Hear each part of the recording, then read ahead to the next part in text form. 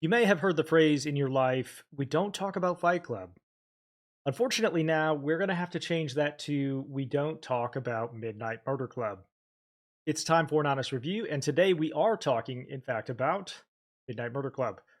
This is a brand new first person co op horror shooter that is, I think, in some ways trying to be like Dead by Daylight as a shooter or some of the other games like Texas Chainsaw Massacre, where there's like a co op sort of horror goofball element to it. And in the lead up to it, and some of the promos and the campaigning, marketing, and stuff like that, they sort of make it look like a silly, sort of vibey extraction almost with some like zany game modes and stuff like that.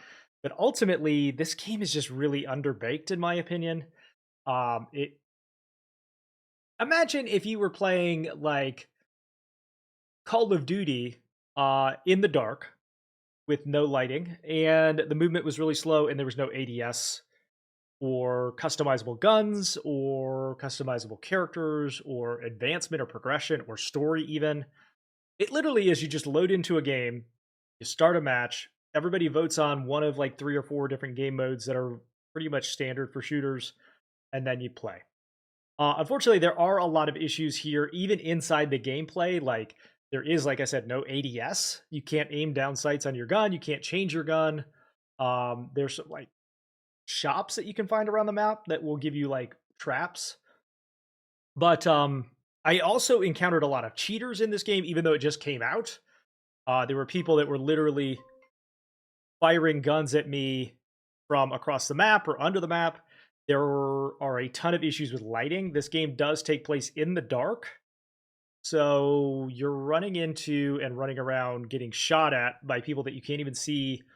There are also people like exploiting or taking advantage of the lack of lighting in this game by cranking their brightness up as high as possible so that they can see you and you can't see them without having to turn their flashlight on and off. So it's just not really well thought out in execution. Unfortunately, it doesn't work very well, and it just is incredibly underbaked, and especially for like a $20 game. I would have probably had more enjoyment out of this game had it given another 6 months or so, and if the price point was like $5 or $6 rather than $20. It's just very limited. Unfortunately, I cannot recommend this game. I'm feeling about a like 4 maybe out of 10 on this one. Did you play this game? Did you not enjoy it at all? Let me know in the comments down below. Thank you so much for watching.